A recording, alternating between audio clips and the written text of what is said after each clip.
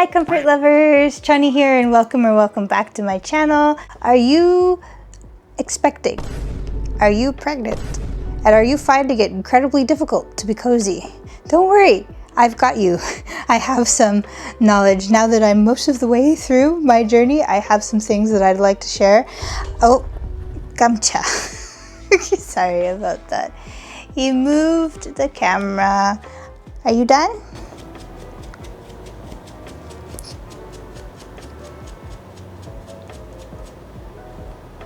This script was written and intended mostly for first trimester stuff, so I will have another video later that deals with later on in the pregnancy. But if that is something that you're considering getting pregnant and wondering how to stay comfortable, or are in the throes of it right now and need some pointers or at least suggestions, I got you. Let's get into it. So the first one on my list is unglamorous, but it's gonna make things so much easier. I call it high maintenance to be low maintenance, but this has more to do with organization and stuff, and that is to get all of your ducks in a row as soon as possible. Once you find out you're pregnant, there are gonna be lots of tests you're gonna have to do and lots of appointments that you're gonna need to make.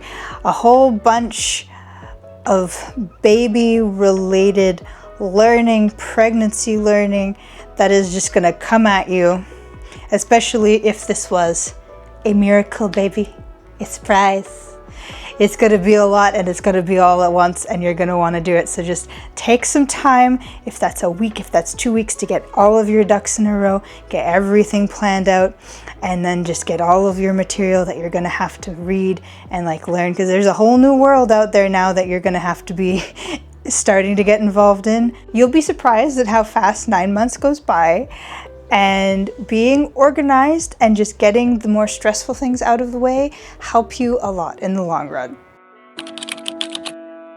And the next point is to tag on to the first one, which is to get yourself to a specialist if you are able. I am Canadian, so for us, if you have a family doctor, or perhaps even if it's a walk-in, they'll probably refer you to a specialist. I don't know about that one because I happen to have a family doctor at the time that I became pregnant, so it was easy for me. Anyone who lives in Canada that has to do walk-ins and stuff, please leave down below if they would be able to easily refer you to a OB-GYN. I think they still could, because I was referred to specialists for other things when I was just doing walk-in stuff. But yeah, get yourself to that specialist if you are able, because that is going to make a lot of things easier, because they're going to have answers for your questions and they're experts and they're going to be looking out for things. Ask your doctor for some medication for nausea. They know which one. They'll give it to you. You'll probably need it. And morning sickness can be any time of the day sickness. It is not strictly morning sickness. I did not have super awful morning sickness, and it still killed me because I am a baby when it comes to nausea. You will need them.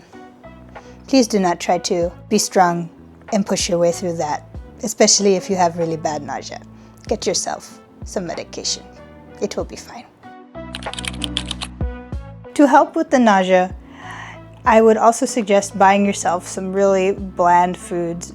Pita bread and hummus worked really well for me. Crackers, specifically Skyflakes, was a godsend, because during the first trimester, you need to eat. Well, your body will tell you how much you need to eat, and it will be aggressive. And if you ignore it, it will make you nauseous, or at least it did in my case.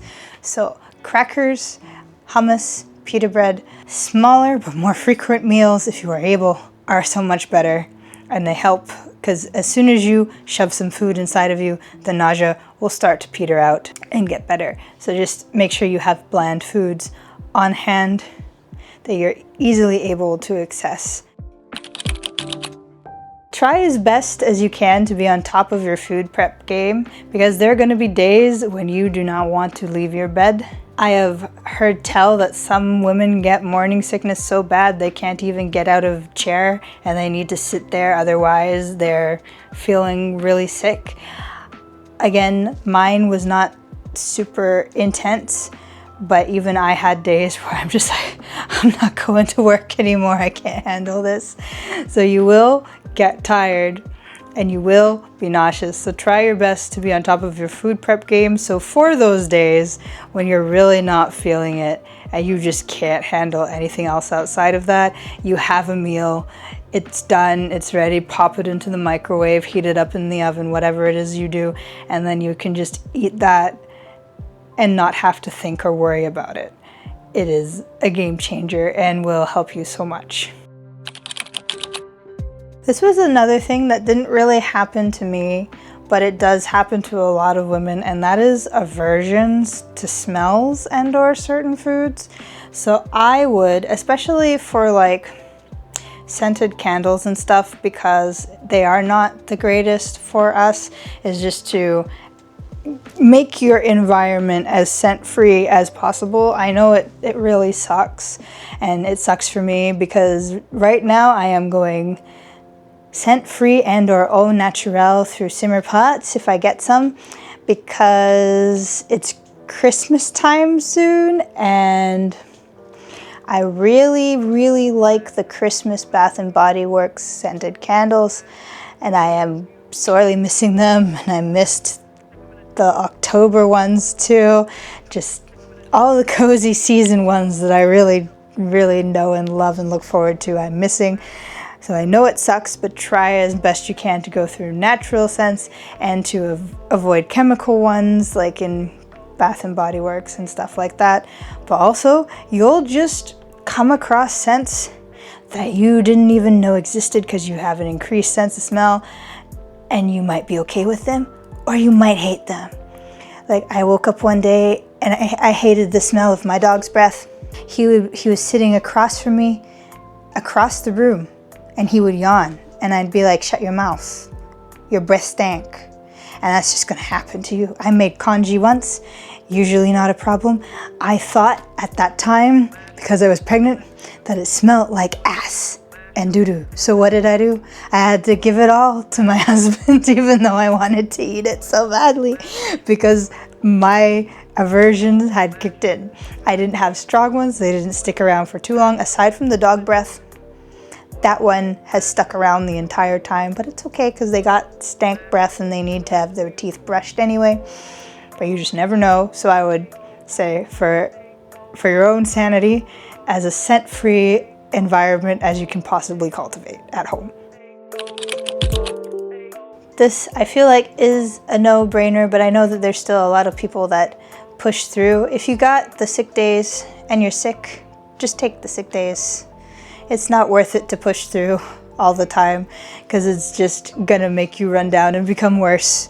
I attempted to push through and then I got worse. So just take them if you have them. And if you find that you have a really busy schedule, I think that within reason and what you can do, just to kind of clear it until you know better how much activity you're going to be able to handle, because getting tired and overwhelmed from being pregnant can hit you out of almost nowhere and like a freight train sometimes, and you don't want to be burnt out randomly for no reason. Like when I was really early in my pregnancy and I had no idea, I used to stream and play with one of my friends, and I would also walk on the treadmill because it's like, you know, a good time to get some exercise in at the same time as playing games. Might as well, right? Because you're not moving much. And I played with her and I tried, and I think I only lasted like 10 minutes when I'm usually able to walk on that treadmill for 2 hours. And I'm like, I don't know, I'm really tired. I gotta go lie down somewhere. It's because I was growing a new being inside of me. So you will be tired, and just until you know what your baseline is, I suggest not completely clearing your schedule because I know that's not realistic, but to parse it down as much as possible until you know what your body is okay with and you can handle. Is especially for those that were given a miracle, is to get yourself prenatal vitamins that your body can handle. So when you go into your doctor, I think you will be given think it's called Pregvit. It might be different in the United States or in other parts of the world. So I am sorry, I only know about my own situation. I think in Canada for the prescription ones, we have Pregvit and we have Materna. I never tried Materna, but I was given Pregvit. It's not one vitamin, it's 2, and you take 1 in the morning, 1 at night. That one I could not handle. I was throwing up the first vitamin almost every day without fail, and I hear that it causes a lot of women's stomachs to be upset. Pregvit for some reason, I don't know why, and I hear Materna is better, but of course, try it out. If your body can't handle it, it can't handle it, and talk to your OB-GYN or your general practitioner and they can recommend other ones, and just to see which ones work best for you. I have an over-the-counter kind because apparently here in Canada they're all made to a really high standard, so you can basically buy whatever, but of course that's just what my particular OB-GYN said, and you would want to talk to yours first before you just go ahead with this information.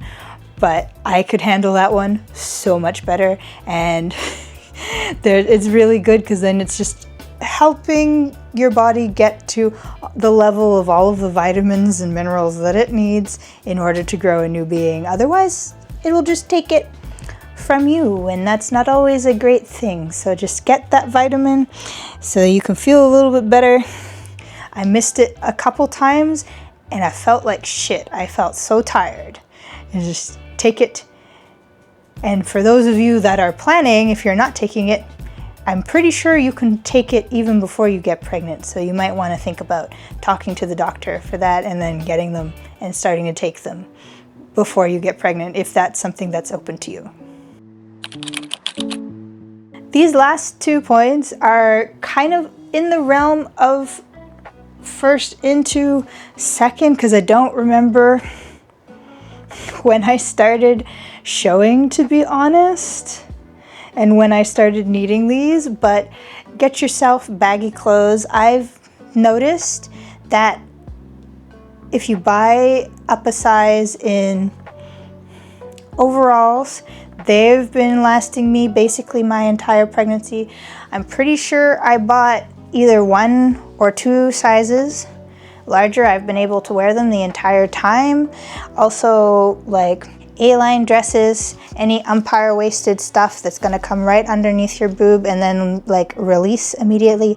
Those are really nice to wear, and then you don't have to buy specific pregnancy clothing for it, because I looked, and to be honest, I wasn't really happy with what I saw. A lot of the pregnancy specific clothing I found really boring, and you're probably much better off just like going and getting overalls that you think are really cute and wouldn't mind if they're oversized, or some dresses that are really nice, that are umpire waisted, that you will be happy to wear after your pregnancy, and just stuff like that, because it's cheaper and it's going to be cuter in my opinion.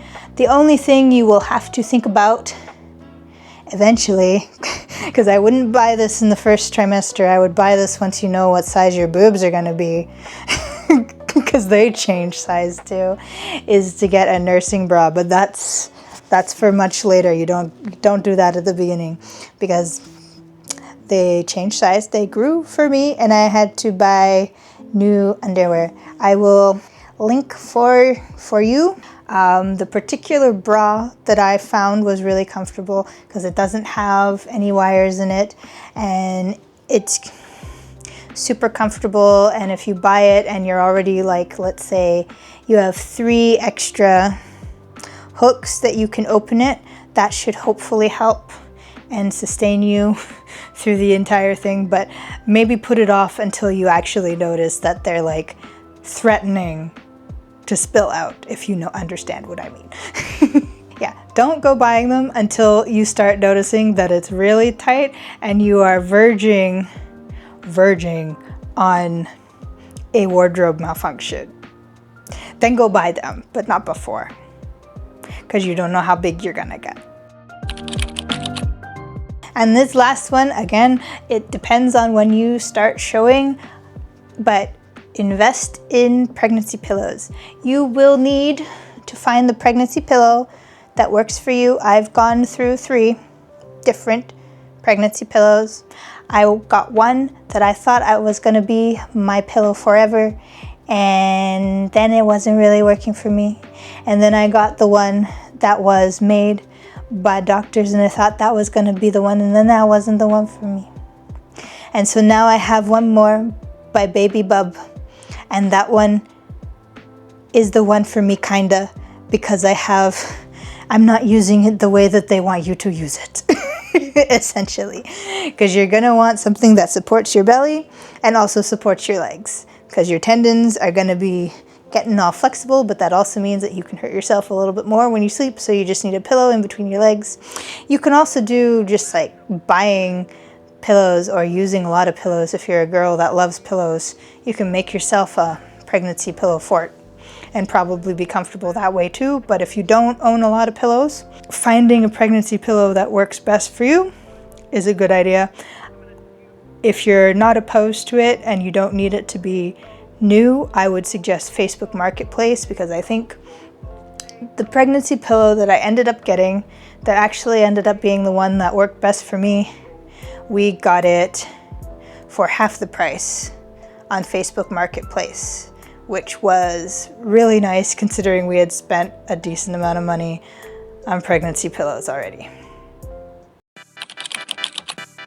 Hopefully you found this video helpful. These are just some things that I noticed that I was really going through it in my first trimester and what I found helpful, and into second trimester, because like I said, I don't really remember when I started showing, because I had this whole grand vision of documenting it and I didn't do it. And now I'm quite large because she's a month away. If you or any of your friends have any tips and they have already gone through being pregnant or are past this first trimester stage, please feel free to drop it down below, since every pregnancy truly is different. I feel like I not won the lottery, but was quite lucky with the fact that my first trimester was not a living hell, because I hear that that can be quite a problem for some women.